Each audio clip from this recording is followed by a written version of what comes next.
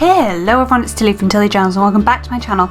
I am here to plan the week of the 1st of March in my 7x9 daily Tilly Journals planner. I have this printable kit by Petticoat Bandit. It's the Black Lives Matter kit and it is huge, which is why I have chosen it to do this daily plan with me. So I'm going to be doing lots and lots of pages, and I'm just going to go over what my plan is. I'm actually going to do it in the wrong month. I'm going to do it in February because the first week of February, the days are the same. Well, all of February is the same as all of March, but not all of March is the same as all of February. You know what I mean? Because March has more days. So my plan is to plan out my day in this column, then this column to actually track what I do over that time, and I'm hopefully going to come back at the end and show you how that looks. We'll try and do that at least. And then in this column is for listing tasks and things. So that's the plan. So without any further ado, I will pass over to the voiceover and get on with it.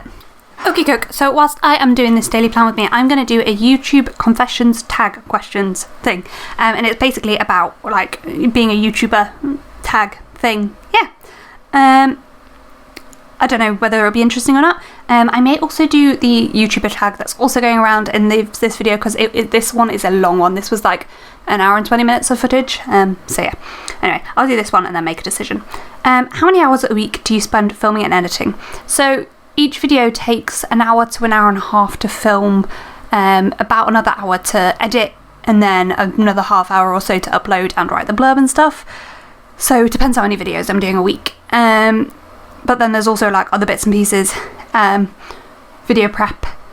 I probably spend, like, when I'm doing the 4 videos a week, which I'm currently doing, or 3 or 4 videos a week, I probably spend most of a day on YouTube every week. What kind of camera do I use to film? I use a Nikon D3200 DSLR. I bought it just after the 3300 came out, so it was a good price. I bought it with the aim for photography, and then I started the YouTube channel and I use it for that. I'm looking at upgrading my camera at some point in the future, but yeah. The next question is, why do I vlog? Well, I don't vlog at the moment. I'm intending to do a vlog in April. Whether that will happen, we will see. But why I shout on YouTube is because I didn't really see any YouTubers who planned like me. And I wanted to share that journey, and I just didn't really see myself represented very much in the planner community. I wanted to put myself out there and share, and hopefully some other people can relate with me. Who are my favourite YouTubers? Cindy Gunterbaldo, Llama Letters, Laken, Erin Floater Designs, Colourful & Co, Peace Love Plan and Raw Plants are my like top YouTubers that I watch every video they put out. Most people, and Taylor of Tattoo Future Planned, most people I skip their hauls and stuff like that, but particularly Kat, Peace Plan Love and Colourful & Co, I watch every one of their videos. Do I monetize my videos? No, because I'm not at the monetization threshold. I'm hoping to by the end of the year. That's the goal. What's one thing you're excited for in the upcoming year? I'm hoping to do Vlogmas, and I'm also hoping to do a plan with me, like every day. So like plan as I go type of thing, where I'll upload a video every single day for a month showing my planning, and I'm super excited to do that. What's my most awkward filming moment? I don't know that I've had any like super awkward filming moments. A lot of like stuff like that I tend to cut out because, well, it's just not something you need to see. So like, I think possibly actually one of the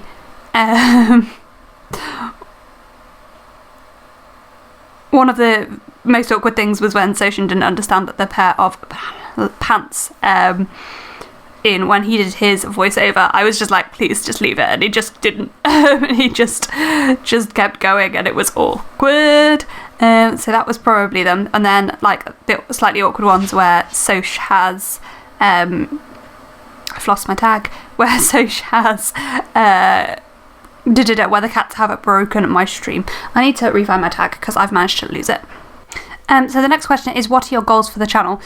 Basically to grow it, be able to be monetized, share social justice and Black Lives Matter things is basically the aim of my channel, and the goals for it. What my favourite types of videos to make, the lives, if that counts.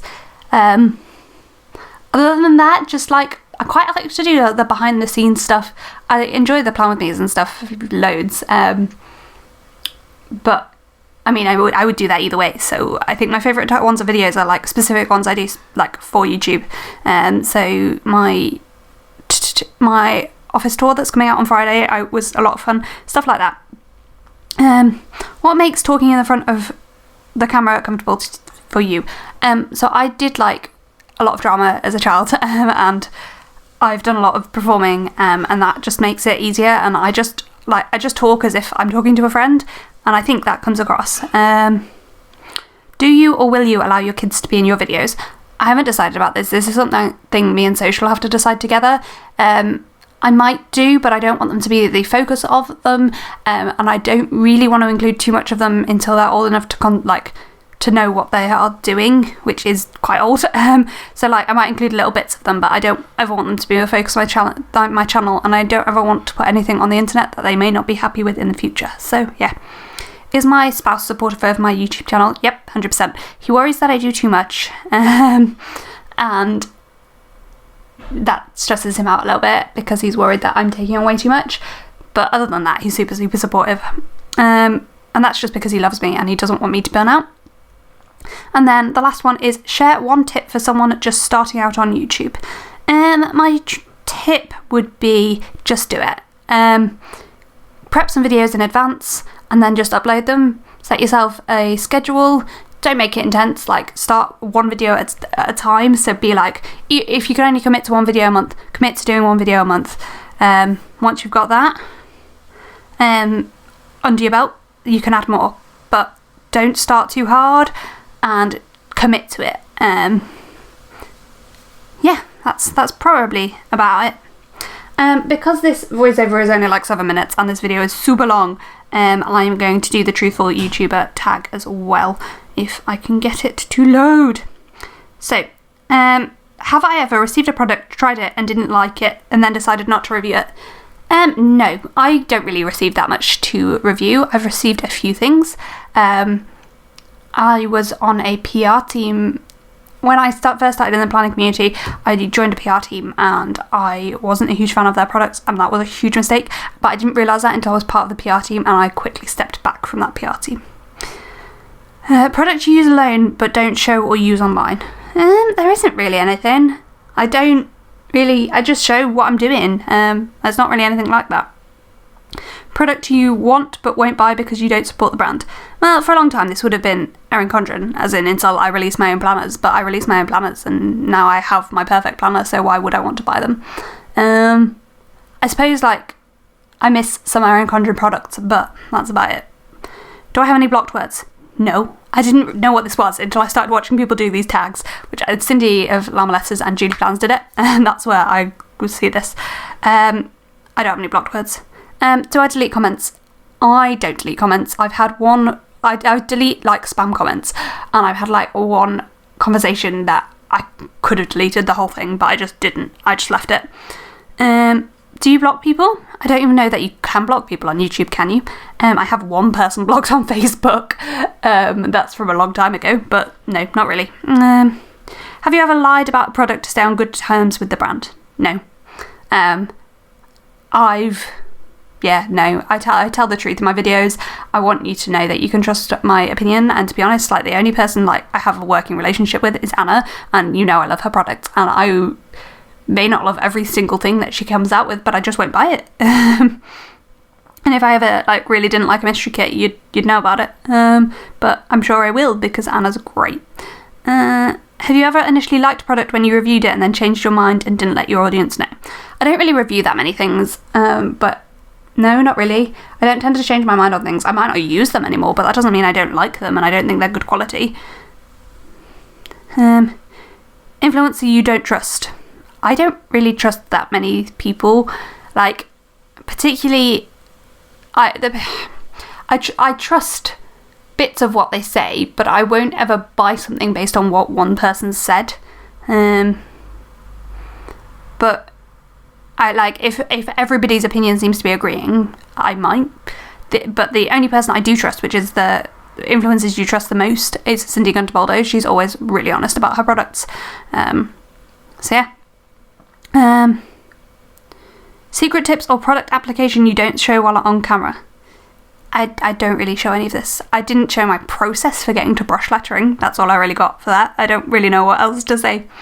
Have you ever showed one product but were actually using another? No. This is why I don't trust people's reviews all the time. Because who does that? Like, why would you do that?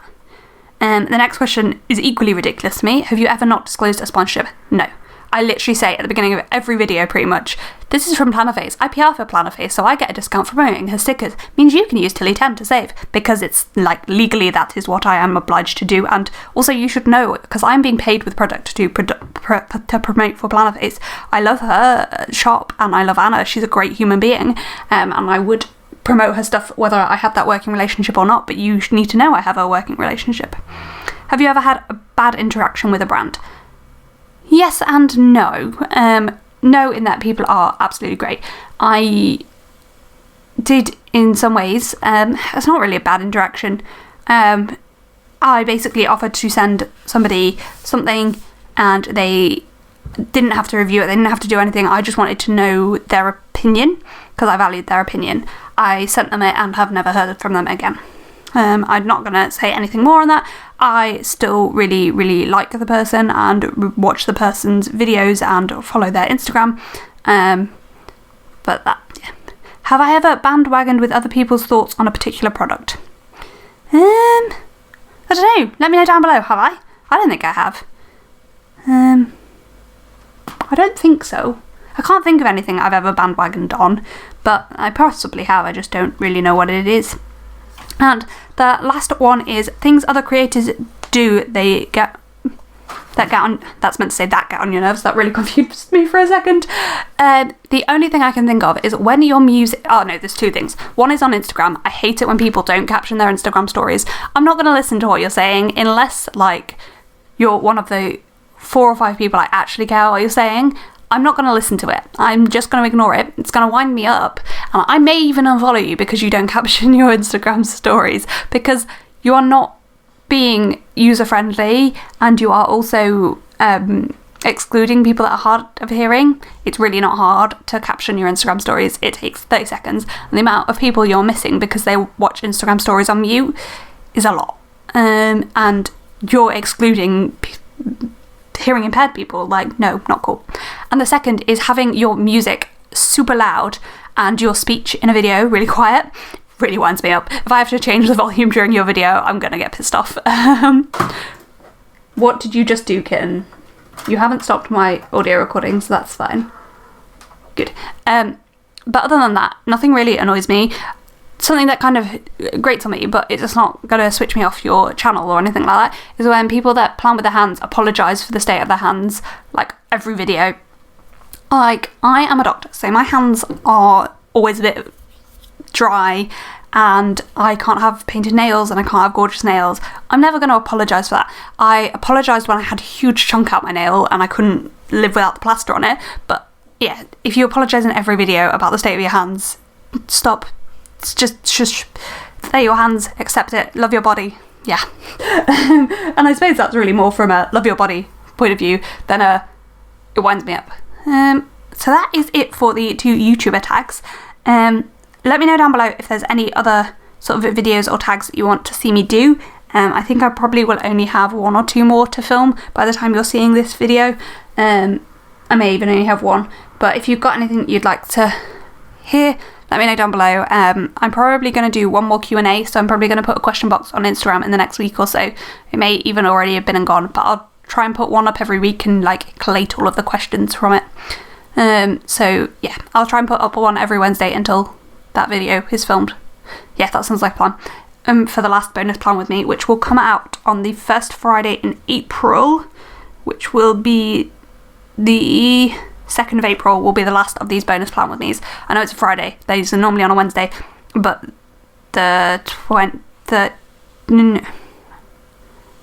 but something, there's a reason for that. I don't remember what it is. Oh, it's because my goals video is coming out on the Wednesday. That's why. Because otherwise the goals video is at the beginning of the next month rather than the end of the month. Anyway, I'm going to stop blabbering now and pass back to Tilly with the finished spread. Okie doke, so that's what we have at the halfway point. I forgot about the challenge I was meant to be doing, which was meant to be putting stickers down with my left hand, but I forgot. But I started halfway through. So I made this page like the things that don't take up time in my day but I need to know about, so things like bills, when videos go up, so they don't take, or when socials at work and people's birthdays and stuff that don't take up time in my day but I need to remember, so that's there. And then I have like hydrate, habit trackers, a work to-do list, my dinner checklist and my weight check-in there. Then I've planned out each of my days on this column here. Then I'm going to track my day on this column here, hopefully. We'll see whether it actually happens. I'm hoping I'm going to check back in with you in a minute and show you that, but in a week for me. And then here is for any to-do lists, or just any journaling, stuff like that. I don't know what I'm going to do with it. We'll see how the week goes on. I may not do it because, to be honest, I'm on nights and who knows. And then the week just goes on. I've left my, if you watch lots of my plan with me, as you know, I always plan something after my morning routine. I don't always necessarily know what it is, but it's always there, which reminds me, I've not left a space for that here. Can I peel this sticker up and move it down? I've discovered that peeling stickers up is so much easier if you have a nail, and so I'm trying to use the nail I do have to peel it up. No, that's not coming up easily, so I might do it with I've got Undo right in front of me. Tilly, stop just being lazy. This is dead easy paper to peel up with Undo because it's just regular matte. There we go, done. I don't know why I didn't just do that. I wasn't even peeling that badly. Oh well. And we're just going to leave that there to dry, and then it will stick back down at some point. And just above that I want to pop something. Oh, sorry, I'm being really loud now. I'm going to pop above it this in for whatever my morning routine task is. We'll come back to that in a second because it's not going to stay there, obviously. Then we have Saturday and Sunday as well, and the same thing again. So yeah, that's how it looks to start off with. Obviously this needs to go back down. There we go. It's a bit better. But that's all I have at this moment in time. I will hopefully be back with you in a moment with the finished spread. Or I'll be back and be like, I didn't feel it in because I can't keep up with more than one planner. See you in a sec. Okay, so here we have the first page of the finished spread. As usual, I completely neglected my sidebar page that I do really like having the things I need to know about but don't need to take up time in my day over here. I really like that. I'm wondering whether there's a way I can bring that into my main planner. So what I did with the actual dailies is you saw me pre-plan this bit. Then here is where I tracked my day and what I was doing. So everything I did in the day was there. Kiara's trying to say hello. Then here we made a to-do list. I like to break things down, and I've discovered I really like to cross things off and scribble them off rather than just tick them. So that's there. And then at the bottom of the dailies I just did a bit of journaling. So I'll just flip through the days, and again I just pulled in 4 boxes for sleeping time. Again, to-do lists are shorter during the week when I was on nights and the journaling was a bit longer, because a lot of these days was just sleep, work, because when you're doing long shifts it is. Then as I had more time in the day, the to-do lists got longer, had a bit of a rough weekend, so that's in there. So yeah, that's it really. I just pulled in the last 4 box on there because I didn't want to waste it, because they are gorgeous 4 boxes, and there wasn't a full box on this spread otherwise. And I just divided up the journaling with another strip of the washi. So I completely and utterly love how this came together. Let's leave you on Tuesday, Wednesday there. So yeah, that's it for this video. Comment, down below if you enjoyed it. I think there are 2 more of these bonus plan with me's left. I have been promising a daily one since the beginning, so this is how I would use a 7x9 daily. Let me know down below if you use a daily planner and how you use it. Thank you for watching, and I hope to see you in my next video. Bye!